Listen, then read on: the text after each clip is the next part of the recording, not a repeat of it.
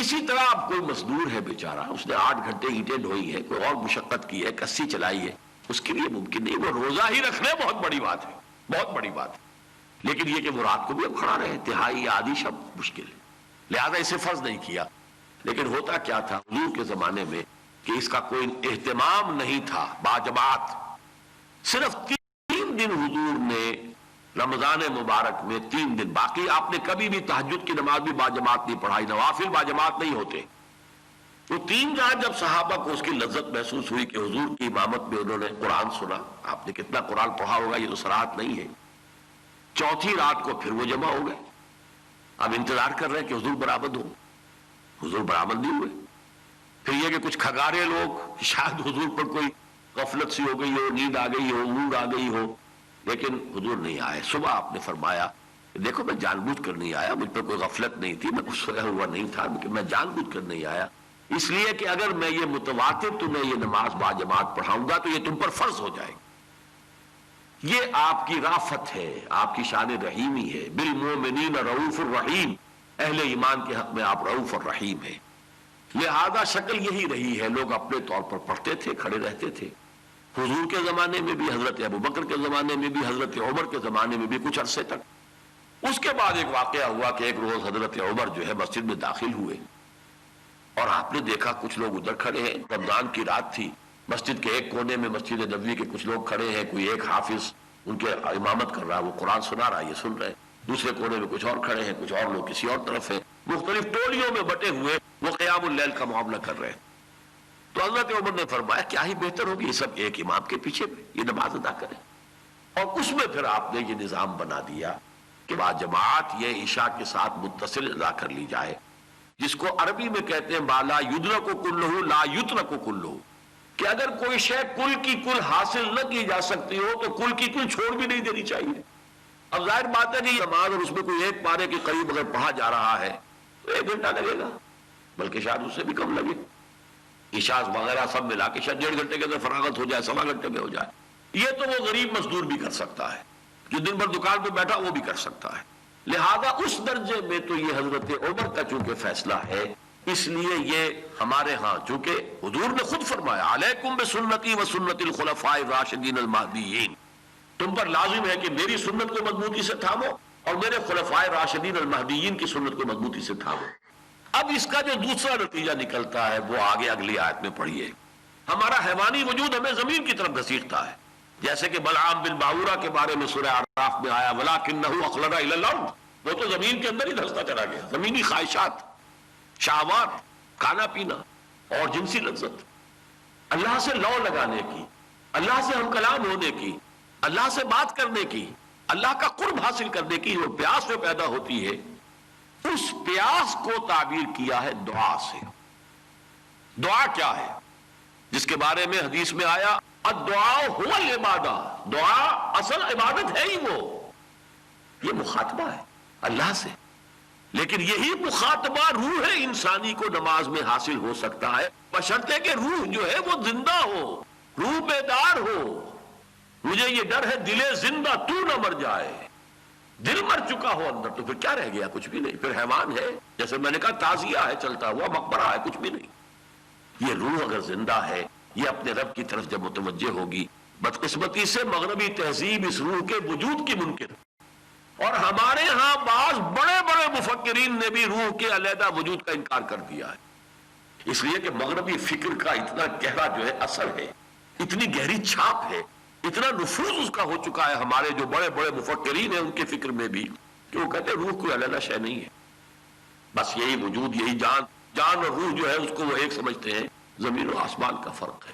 کجا یہ جان جو کتے میں بھی ہے، بلے میں بھی ہے، اور جو گھاس کے تنکے میں بھی ہے، کجا وہ روح جس نے کہ مسجود ملائک بنایا تھا حضرت آدم کو، جس کے بارے میں حدیث ہے متفق علیہ کہ رحم مادر میں جب انسانی بچہ جنین جو ہے 40 دن تو ہوتا ہے نطفے کی شکل میں، 40 دن ہوتا ہے علقہ کی شکل میں، 40 دن ہوتا ہے مضغہ کی شکل میں، جب یہ 4 مہینے ہو گئے تو اب اللہ تعالیٰ بھیجتا ہے فَيُرْسَلُ الْمَلَكُ، فرشتے کو بھیجا جاتا ہے فَيَنْفَخُ فِيهِ الرُّوحُ، وہ اس میں روح پھونکتا ہے۔ 4 مہینے تک وہ حیوان تو ہے، زندہ بھی ہے، زندہ تو وہ نطفہ بھی ہے، وہ سپرم بھی ہے، سپرمیٹوزوون زندہ ہے، جو کہ وہ مرد کی طرف سے آیا ہے، اور ماں کی طرف سے آنے والا بیضہ جو ہے وہ بھی اووم جو ہے وہ بھی زندہ ہے، پھر دونوں کے امتزاج سے جو زائگوٹ بنا وہ بھی زندہ ہے۔ زندگی تو علقہ ہو مضغہ ہو سب زندہ ہے، لیکن اب وہ زندگی کے علاوہ ایک شے اس میں داخل کی گئی ہے، فَيُرْسَلُ الْمَلَكُ فَيَنْفَخُ فِيهِ الرُّوحُ، پھر اس میں روح داخل کرتا ہے، روح پھونک دیتا ہے۔ جیسے تاج پوشی کا لفظ میں نے استعمال کیا ہے اپنے اس مضمون میں، ایجاد و ابداع عالم سے عالمی نظام خلافت تک، یہ تاج پوشی ہوئی تھی حضرت آدم کی، ہومو سیپین میں وہ روح پھونکی گئی، فَقَعُوا لَهُ سَاجِدِينَ، جھک جاؤ اس کے سامنے سجدے میں۔ اور یہی تاج پوشی ہوتی ہے ہر فرد نوع بشر کی رحم مادر میں، ماں کے پیٹ میں 4 مہینے کے بعد جب اس میں وہ روح پھونکی جاتی۔ اب وہ انسان بنا ہے، پہلے ابھی وہ زندہ ایک شے تھی، جنین ہے، زندہ ہے، لیکن وہ انسان نہیں، انسان بنا ہے جبکہ اس میں روح پھونک دی گئی۔ وَإِذَا سَأَلَكَ عِبَادِي عَنِّي فَإِنِّي قَرِيبٌ، اور جب میرے بندے ہیں نبی آپ سے میرے بارے میں پوچھیں تو انہیں بتا دیجئے میں قریب ہی ہوں۔ یہ بڑا ہی انقلابی تصور ہے جو قرآن دے رہا ہے۔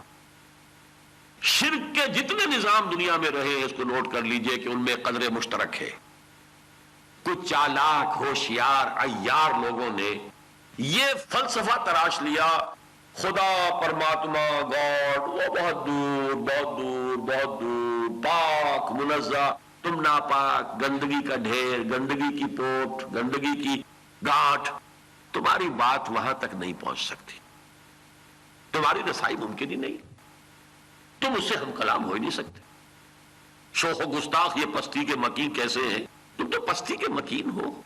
ہاں دیکھو یہ دیوتا ہے، یہ اصل میں ایک ہے معبود ہے، اس کا یہ بت جو ہے یہ در حقیقت اس کا مظہر ہے، اس کا اس سے تعلق ہے، اور ہم اس کے پروہت ہیں، پجاری ہیں، یہاں چڑھاوے چڑھاؤ، نذرانے پیش کرو، پھر تمہاری دعا قبول ہوگی، ہم دعا تمہاری پہنچا دیں گے۔ یہ بدترین ایکسپلائٹیشن ہے جو انسانی تاریخ میں ہوئی۔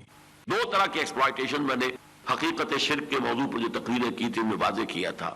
ایک پولیٹیکل ایکسپلائٹیشن، ہم بادشاہ ہیں، ڈیوائن رائٹس آف کنگز، بادشاہوں کے تو خدائی اختیارات ہوتے۔ یورپ میں یہ تصور تھا ڈیوائن رائٹ آف کنگ، یہ سورج بنسی ہے، یہ چندر بنسی ہے، یہ تو در حقیقت خود دیوتاؤں کی نسل سے ہے، بھائی ان کی بات تو ماننی پڑے گی، ان کے سامنے تو سر جھکانا پڑے گا، ان کو تو لگان دینا ہی ہوگا، یہ تو سورج بنسی چندر بنسی ہے۔ یا مصر میں کیا تھا؟ آمون را، آمون را کا نمائندہ ہے یہ فرعون، یہ در حقیقت دیوتا ہے، خود خدا ہے۔ اس حوالے سے دنیا میں یا بادشاہوں نے خراج لیا، لگان لیا، اور یا پھر وہ ہوشیار لوگوں نے استھان بنائے، بتکدے بنائے، کوئی اور عبادت گاہیں بنائی، اور وہاں پر وہ بیٹھ گئے۔ اور عجیب بات یہ ہے کہ یہ تمام الفاظ اکثر و بیشتر دنیا کی زبانوں میں پے سے بنے ہیں۔ پجاری، پروہت، پنڈت، پوپ، پادری، اور ہمارے ہاں بھی پیر۔ پیر کو نذرانے دو، پیر کی خدمتیں کرو، پیر کو کھانے کھلاؤ، پیر راضی، بس بیڑا پار، وہ تو ہاتھ پکڑ کر لے جائے گا آپ کو، اس میں سے پل صراط پر سے گزار دے گا۔ اس کی نفی ہے جو قرآن کرتا ہے، جس کو اقبال نے کہا تھا کہ کیوں خالق و مخلوق میں حائل رہے پردے، پیرانے کلیسا کو کلیسا سے اٹھا دو۔ اللہ کے اور بندے کے درمیان ہاں اس اعتبار سے یقیناً بہت بود ہے، وہ وراء الورا ثم وراء الورا ثم وراء الورا، اپنی ذات کے اعتبار سے نہ وہ ہمارے فہم میں آ سکتا ہے، نہ عقل میں آ سکتا ہے، نہ ہمارے تصور میں آ سکتا ہے، نہ ہمارے کوئی وہم و خیال میں آ سکتا ہے، وراء، لیکن اپنی صفات کے اعتبار سے ہر آن ہر جگہ موجود، جب چاہو پکارو، جب چاہو اس سے ہم کلام ہو جاؤ۔ فرمایا وَإِذَا سَأَلَكَ عِبَادِي عَنِّي فَإِنِّي قَرِيبٌ، اے نبی جب میرے بندے آپ سے میرے بارے میں پوچھے انہیں بتا دیجئے میں دور نہیں ہوں، قریب ہوں، جب چاہو ہم کلام ہو جاؤ، جہاں چاہو، دیر اینڈ دیر میں تمہاری دعا سنوں گا اور قبول کروں گا۔ اجیب دعوت الداع اذا دعان، میں تو ہر پکارنے والے کی پکار کو سنتا ہوں۔ اور یا سنو، استمع نہیں کہا ہے، اجیب جواب دیتا ہوں، اور جواب میں قبولیت بھی ہے۔ اجابت اور استجابت دونوں برابر کے الفاظ ہیں، دونوں کا ایک ہی مفہوم ہے، سننا، قبول کرنا۔ میں قبول کرتا ہوں تمہاری دعا کو جب بھی تم مجھے پکارتے ہو. لہذا یہ دوری کے تصور کو ذہن سے نکال دو. درمیانی واسطوں کی کوئی ضرورت نہیں. یہاں تک کہ جسمانی طور پر آپ ناپاک بھی ہیں، دعا اب بھی کر سکتے ہیں. آپ کہیں ہو، سفر میں ہو، حضر میں ہو، گھر میں ہو، بیٹھے ہو، کھڑے ہو، لیٹے ہو، اور اگر نہیں ہے، وضو نہیں ہے، کچھ بھی ہے، نجاست ہے، دعا کر سکتے ہو. نماز نہیں پڑھ سکتے، قرآن کو ہاتھ نہیں لگا سکتے، دعا کر سکتے ہو. دعا پر تو پابندی نہیں ہے. اجیب دعوت الداعی اذا دعان، جہاں کہیں بھی مجھے پکارتا ہے اور جب بھی پکارتا ہے. لیکن ایک شرط ہے، یہ مسئلہ دو طرفہ ہوگا، یک طرفہ نہیں.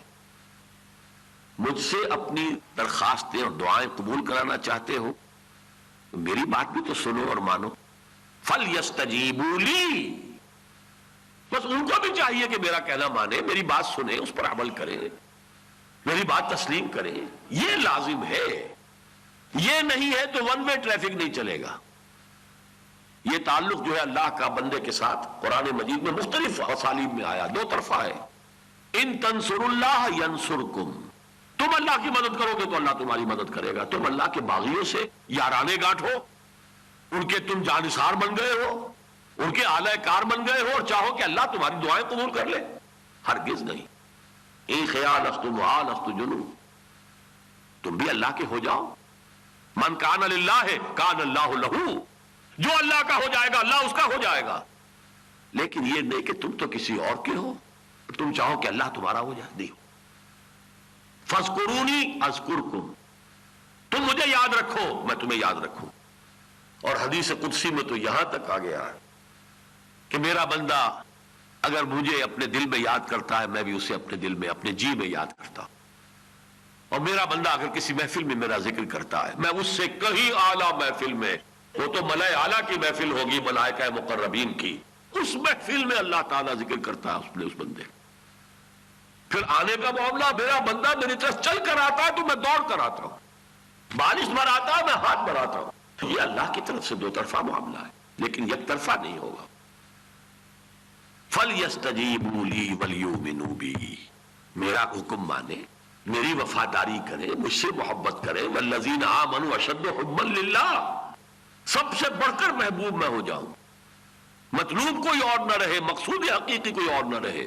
ہاں، جس سے محبت کی اجازت، اور جتنی محبت کی اجازت وہ دے رہا ہے اتنی محبت کرو. بیوی سے کرو، بیوی شوہر سے کرے، اپنی اولاد سے کرو، والدین سے کرو، لیکن جتنی محبت اللہ اجازت دیتا ہے اتنی کرو. اس سے زیادہ ہو جائے گا تو شرک ہو جائے گا. اللہ کے برابر کر دو گے، ایک ہی سنگھاسن میں بٹھا دو گے اللہ کے ساتھ کسی اور کو، ایک ہی محبت ہوگی تو شرک ہے. یہ ہے تعلق. وہ دعا کی حلاوت، لذت مناجات اسے حاصل ہوگی. یہ ہے روزے کا آخری مقام اور حاصل. اسی لیے فرمایا ہے لعلہم یرشدون. پہلے آیا تھا لعلکم تتقون، پھر آیا لعلکم تشکرون، اور اب آیا لعلہم یرشدون، تاکہ وہ رشد سے ہمکنار ہو جائیں.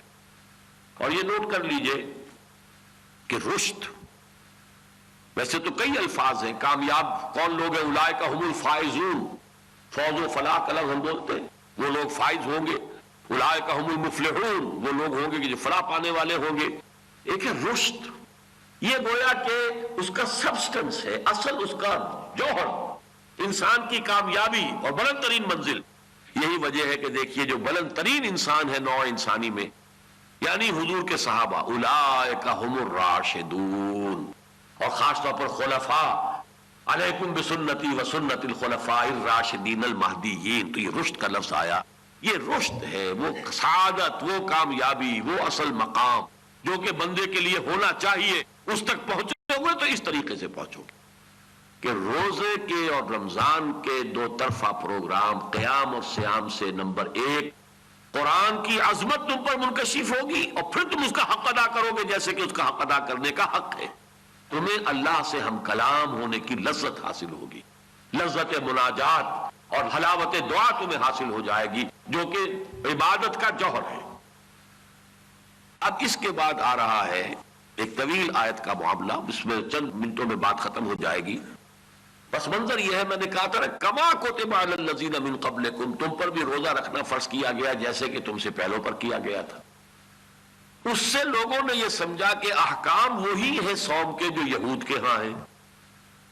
اب یہود کے ہاں رات بھی روزے میں شامل ہے، جیسے ہی سو گئے روزہ شروع ہو گیا، اب اگلی صبح اور پھر یہ کہ شام تک وہ ایک روزہ چلے گا مسلسل۔ لہذا راتوں کے وقت بھی کوئی بیویوں کے ساتھ ہم بستری کا سوال ہی پیدا نہیں ہوتا، اسی طرح کسی سحری کا تصور نہیں۔ اب ہو یہ رہا تھا کہ کچھ صحابہ جو بھی طبع بشری ہے اس کے تحت اپنی بیویوں کے ساتھ ہم بستری بھی کر لیتے تھے، دل میں دغدغہ رہتا تھا کہ شاید یہ تو غلط کام ہم کر رہے ہیں، اس کے تو شاید اجازت نہیں ہے، تو گناہ ہے۔ اب یہ اپنی جگہ پر بات بالکل سمجھ میں آتی ہے۔ فرض کیجئے کہ آپ کھا رہے ہیں سور کا گوشت، سمجھ رہے ہیں کہ نہیں میں بکری کا گوشت کھا رہا ہوں، تو آپ پر تو الزام نہیں آئے گا کہ آپ نے جان بوجھ کر سور کا گوشت نہیں کھایا، آپ کو معلوم نہیں تھا۔ لیکن اگر آپ بکری کا گوشت کھا رہے ہیں لیکن سمجھ یہ رہے ہیں کہ یہ سور کا، تو آپ نے سور ہی کھایا ہے، چاہے آپ نے بکری کھائی ہے، بکری کا گوشت کھایا۔ لہذا وہ تو پھر گناہ سے جو ہے ان کے اپنے ضمیر، ان کے دل جو ہے وہ آلودہ ہو رہے تھے۔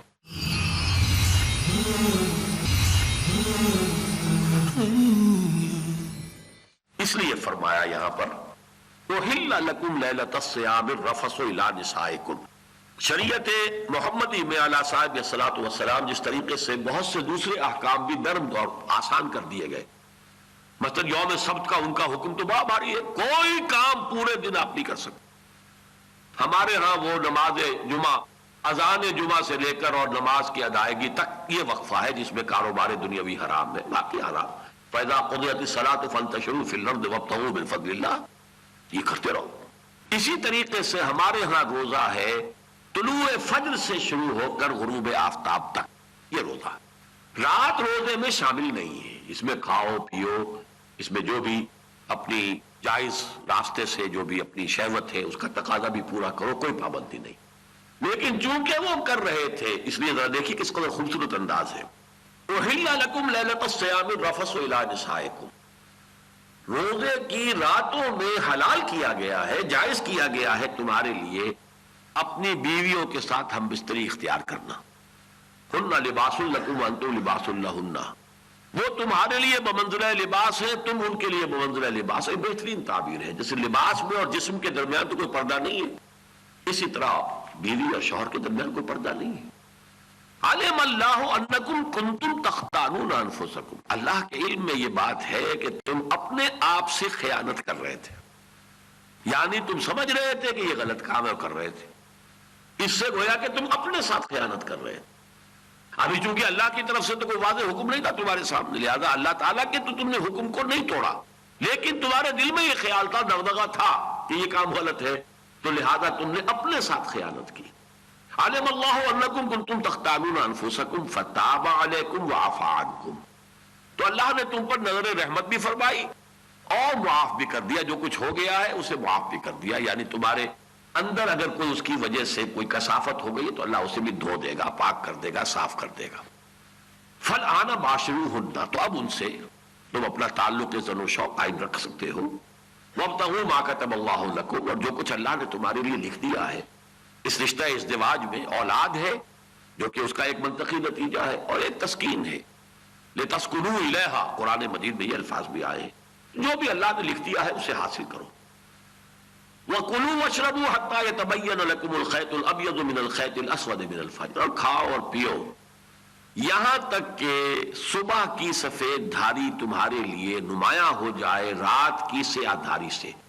یہ استعارہ ہے پاؤں پھٹنے کے لیے، کہ جب یہ افق پر سفید سی لکیر نمایاں ہوتی ہے جس سے کہ رات کی تاریکی گویا کہ وہ ٹوٹ گئی، یہ جو طلوع فجر کا استعارہ ہے، اس وقت تک تم کھانا پینا اپنا جاری رکھ سکتے ہو۔ یہ ہے ہمارے ہاں سحری کا تصور، جس کے لیے پھر حضور صلی اللہ علیہ وسلم نے تاکید بھی فرمائی، تسحروا فإن فی السحور برکہ، سحری ضرور کیا کرو، سحری میں برکت ہے۔ بعض لوگ اس کو بھی خامخواہ اپنے لیے تقویٰ کی بات سمجھتے ہیں کہ بغیر سحری کے روزہ رکھے، نہیں، حضور کا حکم ہے، تاکید ہے، تسحروا فإن فی السحور برکہ، تم ضرور سحری کیا کرو اس لیے کہ سحری میں برکت ہے۔ وَكُلُوا وَاشْرَبُوا حَتَّى يَتَبَيَّنَ لَكُمُ الْخَيْطُ الْأَبْيَضُ مِنَ الْخَيْطِ الْأَسْوَدِ مِنَ الْفَجْرِ ثُمَّ أَتِمُّوا الصِّيَامَ إِلَى اللَّيْلِ، پھر روزے کو مکمل کرو رات تک، رات کے شروع ہونے تک۔ یعنی غروب آفتاب تک، اس پر اجماع ہے، اور حضور نے جلدی جو ہے اس روزہ افطار کرنے کی تاکید فرمائی ہے۔ اسی وقت تک خیر رہے گا تمہارے ہاں جب تک کہ تم افطار میں تعجیل کرو گے، جلدی سے کام لو۔ تو خامخواہ اسے بھی وہی تقویٰ کا حیضہ کا لفظ جو ہے وہ نہیں ہمیں اختیار کرنا چاہیے، بلکہ یہ کہ غروب آفتاب کے ساتھ روزہ افطار ہو جائے۔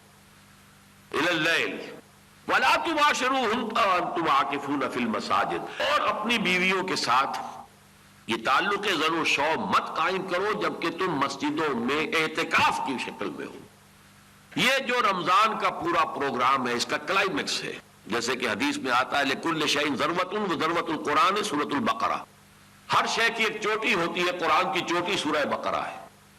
اسی طریقے سے ہر پروگرام کا ایک کلائمیکس ہوتا ہے، جسے آپ کہتے ہیں کلائمیکس، نقطہ عروج۔ تو اس رمضان کا پروگرام جو ہے اس کا نقطہ عروج اعتکاف ہے۔ یہ روح انسانی اس درجے اللہ کی طرف متوجہ ہو جائے کہ اب علائق دنیاوی، اپنے روٹین، اپنے کاروبار، ان سب سے ایک دفعہ 10 دن کے لیے، 9 دن کے لیے تعلق منقطع کر کے اور صرف اپنے رب کی چوکھٹ پر آ کر بیٹھ رہے۔ لیکن یہ جان لیجیے آج کل اس کا رجحان تو ہمارے ہاں بہت ہو گیا ہے، لیکن اس کی جو سینکٹیٹی ہے، تقدس بہت بری طرح پامال ہو رہا ہے، بالکل منقطع، گفتگو بھی پسندیدہ نہیں ہے اس میں۔ اور باہر نکلنا مسجد سے صرف یہ کہ جو ہماری عادت ہے کہ ہر روز نہانا ہے، نہ نہائے تو طبیعت میں کسل رہتا ہے، تو اسی کو تو توڑنا مقصود ہے۔ اگر غسل واجب ہو گیا ہے کسی وجہ سے آپ کے لیے، تب تو آپ غسل کے لیے باہر نکل سکتے ہیں، ورنہ نہیں۔ اور اسی میں آخری اضافہ فرما دیا کہ اس حالت میں اب وہ تعلق زن و شو بھی نہیں، وہ بھی ختم۔ تلک حدود اللہ ہے، یہ اللہ کی حدود ہیں، فلا تقربوها، تو ان کے قریب بھی مت جاؤ۔ حدود اللہ کے ضمن میں عام طور پر لفظ آتا ہے فلا تعتدوها، اعتداء کہتے ہیں کسی چیز سے آگے بڑھ جانا، تجاوز کرنا۔ یہ اللہ کی حدود ہے، ان سے تجاوز نہ کرو۔ لیکن یہ کہ بعض جگہ پر یہ الفاظ ہے فلا تقربوها، ان کے قریب بھی مت جاؤ۔ کذالک یبین اللہ آیاتہ للناس لعلہم یتقون، اس طرح اللہ تعالی لوگوں کے لیے اپنی آیات کو واضح کر دیتا ہے تاکہ وہ بچیں۔ اب یہاں اس کا ہم لفظی ترجمہ کریں گے، لیکن اب یہاں نوٹ کیجئے تتقون سے بات شروع ہوئی تھی پہلی آیت میں، کتب علیکم الصیام کما کتب علی الذین من قبلکم لعلکم تتقون، اور یہ 5ویں آیت ختم ہوئی لعلہم یتقون، تاکہ وہ تقوی کی روش اختیار کریں، بچتے رہیں۔ یہاں اب ایک عملی سوال پیدا ہوتا ہے کہ تقوی کا معیار کیا ہے؟ جب تقوی سے بات شروع ہوئی ہے، تقوی پہ ختم ہو رہی ہے، تو تقوی کا اصل معیار کیا ہے؟ رزق حلال۔ اگر حرام خوری ہو رہی ہے تو کوئی تقوی نہیں۔ یہ بات ہے کہنے کی جس کے لیے یہ آخری آیت آئی ہے۔ میں کچھ حدیثیں بھی آپ کو بتا دوں گا۔ وَلَا تَأْكُلُوا أَمْوَالَكُمْ بَيْنَكُمْ بِالْبَاطِلِ، بڑا پیارا انداز ہے، اپنے مال آپس میں باطل طریقے سے مت کھاؤ۔ یعنی جو بھی یہ مال ہے، ایک تمہیں قوم ہو، ایک امت ہو، ایک ملت ہو، یہ ایک اجتماعی ہے، اللہ نے تمہیں چیزیں دے رکھی ہیں۔ البتہ یہ کہ یہ چیز میری ہے، یہ اس کی ہے، یہ انفرادی ہے کہ محدود بھی ملکیتیں ہیں۔ اب یہ جو ایک دوسرے سے کسی شے کا لینا دینا ہے، یہ جائز طریقے سے ہونا چاہیے۔ کوئی شخص آپ کو ہبہ کر دے، کوئی تحفہ دے، ہدیہ دے، ٹھیک ہے، کھاؤ۔ لیکن یہ کہ کیا اگر بعد میں کوئی خرید و فروخت ہے اور وہ ان تراضٍ منکم ہے، باہمی رضامندی سے، یہ نہیں کہ کچھ لوگوں نے جو ہے وہ چیزوں کی جو ہے ایک بالکل آرٹیفیشل جو ہے قیمتیں بڑھا لی ہے، تو وہاں آدمی قیمت زیادہ دے رہا ہوتا ہے، راضی ہو کر نہیں دیتا۔ وہ جانتا ہے کہ میں کیا کروں، مجبور ہوں، ایکسپلائٹیشن ہو رہی ہے میری، لیکن مجبور ہوں، مجھے دیجیے۔ لیکن وہ تجارت جو کھلی ہو، صاف ہو، سیدھی ہو، جس میں نہ احتکار ہو، نہ ہورڈنگ ہے، نہ کوئی اور اس طرح کی شے ہے، اور اس میں ظاہر بات ہے کہ آپ نے کوئی چیز کسی سے خریدی ہے تو آپ یہ سمجھتے ہیں اس نے کچھ نہ کچھ تو کمایا ہوگا نا۔ بہرحال وہ مال کہیں سے خرید کر لایا، اس نے یہاں رکھا، یہاں بیٹھا ہے، اس نے دکان جو ہے اس کھولی ہوئی ہے، اس کے اندر کوئی ریزنٹمنٹ نہیں ہوتی کہ یہ اس نے مجھ سے یہ کیوں کما لیا، نہیں ٹھیک ہے، اس کا حق ہے۔ اس طریقے سے ایک دوسرے کا مال جو ہے وہ اگر آپ نے کھا لیا ہے یا اس نے کھا لیا آپ سے لے کر تو جائز ہے۔ لیکن کوئی اور طریقہ، اس میں چوری بھی آ جائے گی، اس میں کسی اور حوالے سے خیانت آ جائے گی، جو بھی شے ہے سب کے سب حرام۔ اور سود کا کاروبار آ جائے گا جو حرام ہے، باطل ہے، حرام ہے، اللہ اور اس کے رسول کی طرف سے اعلان جنگ ہے۔ یہ تمام حرام کی شکلیں جو اس میں سمجھیے، وَلَا تَأْكُلُوا أَمْوَالَكُمْ بَيْنَكُمْ بِالْبَاطِلِ وَتُدْلُوا بِهَا إِلَى الْحُكَّامِ۔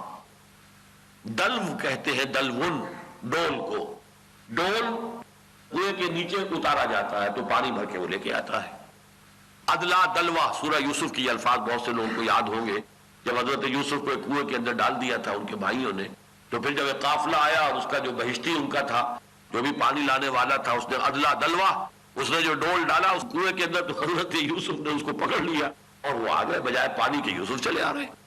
تو اس مال کو ڈول بنانا تاکہ تم جیسے کہ ڈول کو پہنچاتے ہو پانی تک، حکام تک پہنچ جاؤ، حکام تک پہنچنے کے لیے، حکام رسی کے لیے اپنے مال کو ذریعہ بنانا تاکہ لوگوں کے مال باطل طریقے پر ہڑپ کر سکو، یہ ہے جسے ہم رشوت کہتے ہیں، جس کے لیے حضور کے الفاظ ہیں الراشی والمرتشی کلاہما فی النار، رشوت دینے والا رشوت لینے والا دونوں جہنمی ہیں۔ اس میں یہ نوٹ کر لیجیے، البتہ راشی ہم اپنے ہاں غلط العام میں اس شخص کو کہتے ہیں جو رشوت لیتا ہے، عربی زبان کی روح سے اصل میں راشی وہ ہے جو رشوت دیتا ہے، مرتشی وہ ہے جس نے کہ رشوت قبول کی ہے۔ راشی والمرتشی، رشوت دینے والا، اور اصل بات یہ کہ رشوت کا جو اصل نظام ہے، ایک تو اصل میں وہ رشوت ہے جس کو ہم چٹی کہتے ہیں، ایک کلرک بیٹھا ہے کہیں پر، وہ آپ کی درخواست دبائے بیٹھا ہوا ہے، جب تک کہ 2-4 روپے 8-10 روپے نہیں دیں گے وہ آپ کو بار بار آنا پڑے گا۔ یہ ایسی نہیں ہے کہ آپ نے کوئی غلط کام نہیں کروایا، آپ نے کوئی اس سے غلط جو ہے محاصل جو ہے ان سے بچنے کی کوشش نہیں کی، کسی کا مال ہڑپ نہیں کیا، لیکن مجبوراً وہ اس کو چٹی کہتے ہیں پنجابی میں، اور یہ صحیح لفظ ہے، یہ رشوت نہیں ہے۔ رشوت وہ ہے جو خود ایک انسان پیش کرتا ہے، جو ڈول ڈالتا ہے تاکہ اس کے ذریعے سے، چونکہ یہ صاحب اختیار ہے، اس کے ہاتھ میں اختیار ہے، یہ مجسٹریٹ ہے، یہ جج ہے، یہ صحیح فیصلہ دینے کی بجائے میرے حق میں فیصلہ کر دے تاکہ میں کسی کا مال جو ہے باطل طریقے پر ہڑپ کر جاؤں، کسی کی زمین جو ہے اس کی ڈگری مجھے دے دے، تو یہ مت کرو۔ وَتُدْلُوا بِهَا إِلَى الْحُكَّامِ لِتَأْكُلُوا فَرِيقًا مِنْ أَمْوَالِ النَّاسِ بِالْإِثْمِ وَأَنْتُمْ تَعْلَمُونَ، جانتے بوجھتے یہ کام نہ کرو، کہیں اگر بغیر غیر شعوری طرف ہو جائے تو اللہ معاف فرمانے والا ہے۔ اگر تقویٰ کے لیے روزہ ہے اور عین روزے کی حالت میں تقویٰ نہیں ہے تو وہ روزہ نہیں ہے، فاقہ ہے۔